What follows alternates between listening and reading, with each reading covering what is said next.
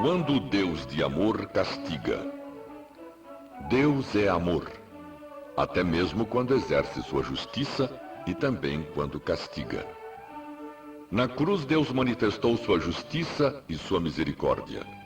Foi tão justo que não pôde tolerar o pecado. Cristo, que era sem pecado, tomou os nossos pecados e assim recebeu o castigo que seria nosso. E expressou o seu amor quando deu seu Filho unigênito, para que todo aquele que nele crê não pereça, mas tenha a vida eterna. São João 3,16. Na cruz de Cristo, a misericórdia e a verdade se encontraram. A justiça e a paz se beijaram. Salmos 85:10. Alguns se perguntam: se Deus é bom, por que vai castigar e destruir? A Bíblia esclarece: o Senhor é longânimo para convosco, não querendo que nenhum pereça, senão que todos cheguem ao arrependimento. 2 São Pedro 3:9. Eu repreendo e disciplino a quantos amo. Sê, pois, zeloso e arrepende-te. Apocalipse 3:19. O Apocalipse nos fala da estranha obra do castigo através das 7 últimas pragas. Desde que entrou o pecado, somos, como diz São Paulo, um espetáculo ao mundo, aos anjos e aos homens. A cruz de Cristo, a forma como Deus lidou com o drama do pecado, reivindicará o caráter de Deus diante do universo. O universo verá que aqueles que se rebelaram contra Deus e sofreram as pragas, blasfemaram o Deus do céu por causa das angústias que sofriam e não se arrependeram de suas obras. Por isso, merecem o castigo final. Ficará claro que Deus é justo e que seus juízos são verdadeiros. Apocalipse 16 descreve 7 anjos com taças contendo as 7 últimas pragas. A primeira praga cairá sobre a terra e produzirá uma úlcera maligna e pestilenta sobre os homens que tiverem a marca da besta e que adorarem sua imagem. O segundo anjo derramará sua taça sobre o mar e este se converterá em sangue como de morto. E morrerá todo ser vivo que houver no mar.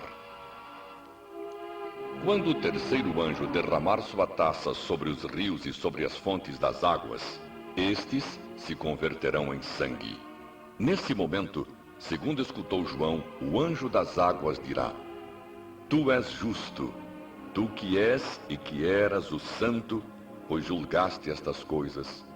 Porquanto derramaram sangue de santos e de profetas, também sangue lhes tens dado a beber. São dignos disso. Apocalipse 16:6. O quarto anjo derramará sua taça sobre o sol, que terá poder para queimar os homens com fogo. E diz o apóstolo João: com efeito, os homens se queimaram com um intenso calor e blasfemaram o nome de Deus que tem a autoridade sobre estes flagelos, e nem se arrependeram para dar-lhe glória.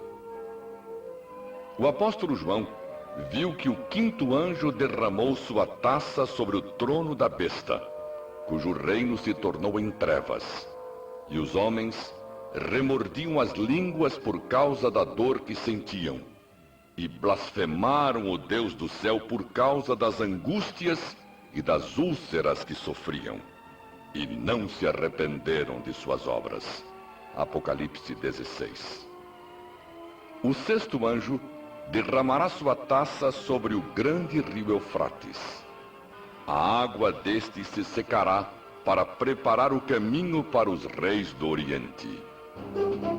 Então o apóstolo João vê sair da boca do dragão, da boca da besta e da boca do falso profeta 3 espíritos imundos semelhantes a rãs, porque eles são espíritos de demônios, operadores de sinais, e se dirigem aos reis do mundo inteiro com o fim de ajuntá-los para a peleja do grande dia do Deus Todo-Poderoso. Apocalipse 16, 13 e 14. Eis que vem como ladrão. Bem-aventurado aquele que vigia e guarda as suas vestes. Apocalipse 16, 15 e 16. Quando o sétimo anjo derramar sua taça pelo ar, sairá uma voz do trono de Deus: feito está. Então haverá relâmpagos, vozes e trovões. E ocorreu grande terremoto, como nunca houve igual desde que há gente sobre a terra. Apocalipse 16, 18. Nesse momento, em meio às cenas terríveis, cairá do céu sobre os homens uma enorme saraivada com pedras do peso de 1 talento, cerca de 40 quilos. João declara: os homens blasfemaram de Deus, porquanto seu flagelo era sobremodo grande. As pragas expressam a ira santa de Deus para com aqueles que tiverem a marca da besta e sobre o trono da besta, o caminho para a batalha do Armagedom, o fim da luta entre o bem e o mal. O apóstolo João diz: vi como que um mar de vidro, mesclado de fogo, e os vencedores da besta, da sua imagem e do número do seu nome, que se achavam em pé no mar de vidro, tendo harpas de Deus e o cântico do Cordeiro, dizendo: grandes e admiráveis são as tuas obras, Senhor Deus Todo-Poderoso. Justos e verdadeiros são os teus caminhos, ó Rei das Nações. Deus é justo e protegerá os que aceitaram o dom de sua graça. E eles não serão castigados com as 7 últimas pragas. Em Apocalipse 15, lemos que, quando os 7 anjos receberem as 7 taças de ouro, cheias da ira de Deus, o templo onde Jesus intercede durante o juízo se encherá de fumaça procedente da glória de Deus e por seu poder. E ninguém podia penetrar no santuário enquanto não se cumprissem os 7 flagelos dos 7 anjos. Isso nos sugere que terá passado tempo de graça e preparação. Já não haverá entrada ou acesso ao trono da graça. A Bíblia menciona que 1000 anos depois da vinda de Jesus, os ímpios serão lançados no lago de fogo, mostrando sua importância no plano da salvação para abolir o pecado e preparar um lugar seguro para seus filhos fiéis. Jesus disse que esse lago de fogo e enxofre foi preparado para o diabo e seus anjos, porque o pecado, que é desobediência à lei, deve ser erradicado. Diz Apocalipse 21, 8, que os rebeldes terão sua parte no lago que arde com fogo e enxofre, a segunda morte. Essa segunda morte, conforme Malaquias, consistirá em extermínio definitivo, pois não lhes deixará nem raiz nem ramo. Apocalipse 2:11 revela que só os vencedores em Cristo não sofrerão dano da segunda morte. A diferença entre a primeira e a segunda é que da segunda morte não há ressurreição, é a morte eterna. Por isso, o Apocalipse diz: desceu, porém, fogo do céu e os consumiu. Apocalipse 20, 9, última parte. A morte e o inferno foram lançados para dentro do lago de fogo. Esta é a segunda morte, o lago de fogo. Apocalipse 20, 14. Um fogo que não se apaga, é um fogo que arde enquanto resta o que queimar. Quando tudo o que podia ser queimado se consumiu, desaparece. Isso é o que diz Malaquias 4, onde se revela que os ímpios arderão até não restar nem raiz nem ramo, e que serão reduzidos a cinzas.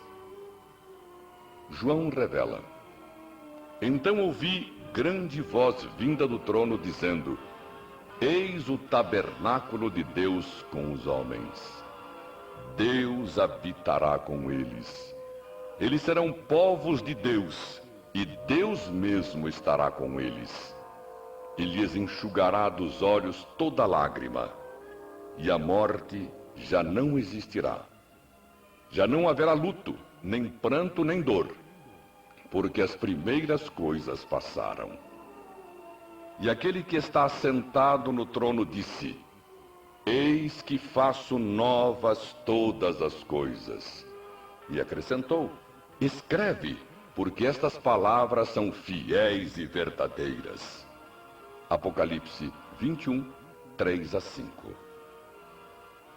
Oremos ao Senhor, para que, amparados na salvação que Cristo nos oferece, possamos participar das bênçãos da vida eterna.